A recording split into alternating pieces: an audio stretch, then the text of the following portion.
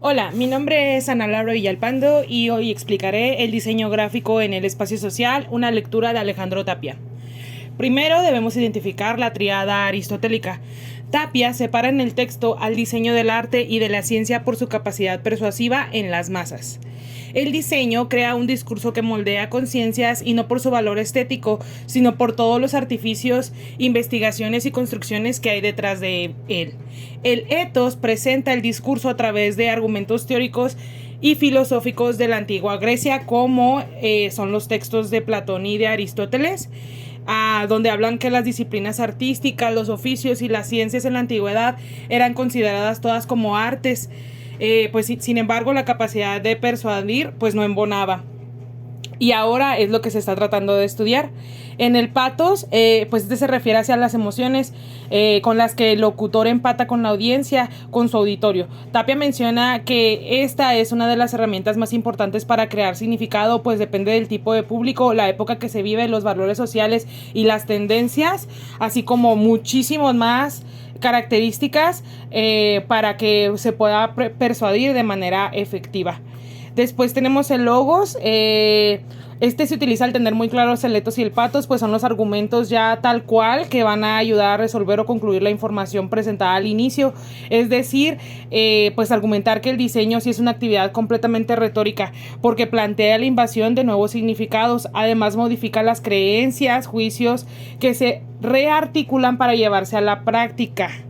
Heller dice: debemos comenzar a creer en nuestra propia retórica y mirar al diseño como un campo integrador que construye muchos puentes entre diversos temas para hacer interactuar la comunicación, la interacción y la cognición. Todo eso pues para un auditorio en específico.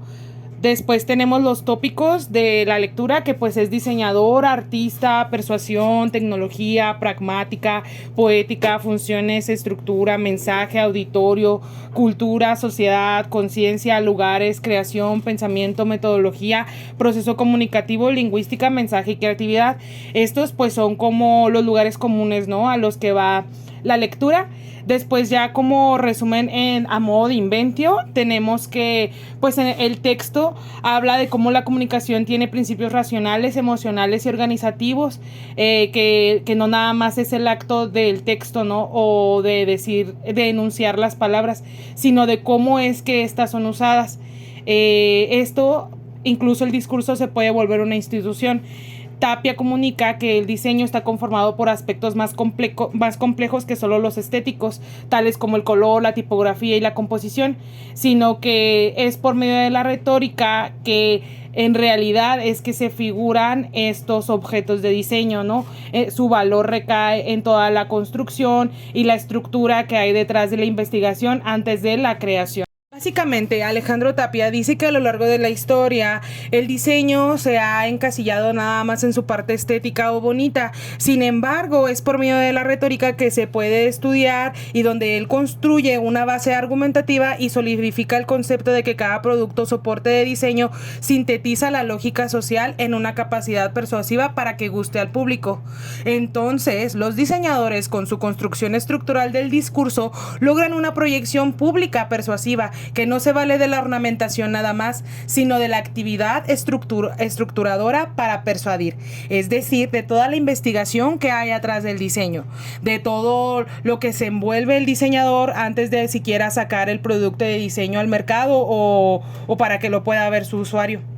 El trabajo creativo del diseñador es comunicar con imágenes y textos adecuados a las necesidades pragmáticas, sociales, tecnológicas, técnicas de las épocas a las cuales enriquece y además modifica.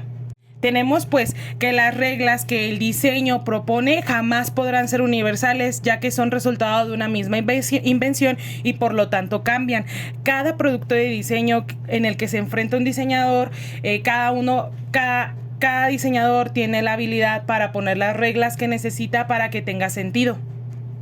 El diseño no se le puede considerar un arte porque no se le puede, pues, de alguna forma acotar.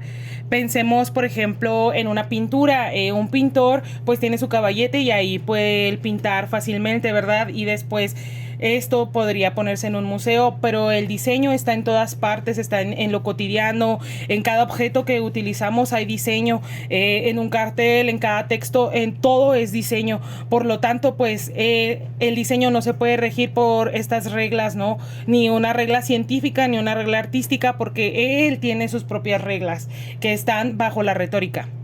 El diseño es la planeación de lo inexistente, para lo cual es necesario investigar y deliberar en torno al tema para poder fundar argumentos que permitan dar respuestas visuales gráficas basadas en el estudio de las creencias, valores, estereotipos y demás reglas sociales que rigen a la sociedad de ese momento. Eso es el resumen a manera de inventio. Después vamos a desglosar las categorías discursivas, las cuales pues sigue dispositio, es donde se preparan los bocetos. Como no estamos trabajando un objeto de diseño, lo aplicaremos a uno existente. Haremos un guión gráfico para explicar la lectura con la señalética del metro, específicamente de las Olimpiadas del 68 en México. En 1968, cuando las Olimpiadas sucedieron en México, se le dio la tarea a un grupo de diseñadores gráficos de realizar la identidad de los Juegos Olímpicos. El estadounidense Lance Wyman, David Palani, Robert Pellegrini, Michael Grosso y Murdoch. Su inventio fue el siguiente, según el periódico Universal. A estos 5 personas se les envió un mes de viaje al interior del país para que conocieran y se familiarizaran con la tradición y la ornamentación de las fiestas populares de la nación, con la finalidad de que pudieran transmitir la esencia de la cultura mexicana dentro de la identidad gráfica del 68. La investigación para poner cada icono y crear nuevos significados fue grande, sobre todo porque tenían la responsabilidad de representar a la sociedad mexicana, ¿no? Tenían que representar sitios históricos, elementos arquitectónicos sobresalientes o personajes reconocidos con facilidad en las zonas en las que se encontraran. Por ejemplo, en esta imagen podemos observar que arriba de los pictogramas responden a lugares icónicos de la Ciudad de México, ¿no? El Metro Tepito, por ejemplo, tiene un guante de box porque esa parte de la ciudad ha sido la cuna de varios boxeadores muy importantes como Luis Villanueva, Kid Azteca. Además de que esa imagen en realidad se usó en las competencias de box de las Olimpiadas de México 68. El proceso para crear estos iconos pictográficos pasó por la triada aristotélica, ya que en el etos los diseñadores investigaron lo suficiente para poder realizar estas unidades de significado y que tuvieran coherencia en el contexto donde se desenvolvía. En el pathos, ellos utilizaron la empatía de utilizar iconografía de objetos, estructuras, arquitectura, animales y demás para poder empatizar con las personas y que éstas pudieran reconocer los lugares a los que se dirigían. En el logos, se deciden por pictogramas por su fácil reconocimiento con el objeto en la realidad, para quitar ambigüedad y otorgar claridad. Los tópicos serían los siguientes: Juegos Olímpicos, 1968, deporte, metro, sociedad, Ciudad de México, centro del país, diseñadores, identidad olímpica, estructura, arquitectura. Según el Universal, para conocer los campos temáticos crearon el comité organizador de los Juegos Olímpicos.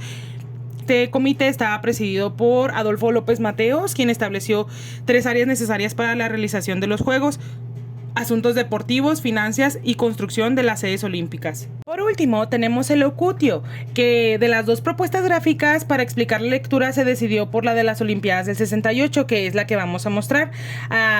Vamos a mostrar la línea del metro de la Ciudad de México de Observatorio a Pantitlán, pues ya como quedaron los pictogramas. Aquí podemos observar cómo el elocutio se lleva a cabo con las propuestas gráficas que ellos mostraron en dispositio. Se creó la línea 1 del metro junto con las demás.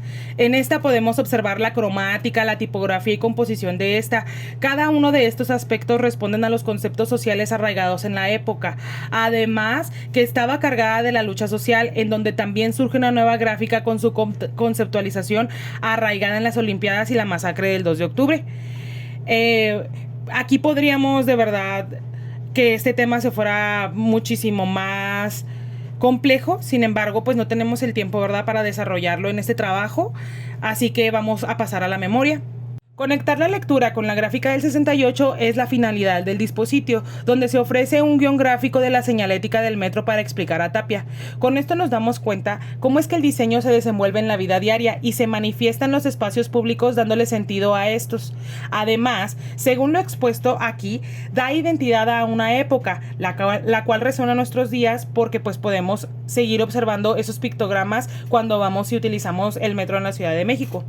Antes de su creación, buscaba resolver la identificación de lugares para desplazarse, así como la comunicación usuario-máquina. Todo de lo que habla Tapia en la lectura. La relación del diseño con la sociedad, la resolución de problemas en una época específica, la relación del diseño y la tecnología, la creación desde la necesidad y la empatía con el auditorio al que se está presentando, en poner la funcionalidad primero para luego crear estéticas, el crear las reglas necesarias para el contexto, la creación de lo inexistente, pero con una planeación minuciosa del discurso, con bases estipuladas en la sociedad, en el auditorio y en el público, el cual es la finalidad del diseño. Es por eso que se ejemplifica de esta manera con los pictogramas de la línea del metro en la Ciudad de México. Muchas gracias, sería todo por mi parte.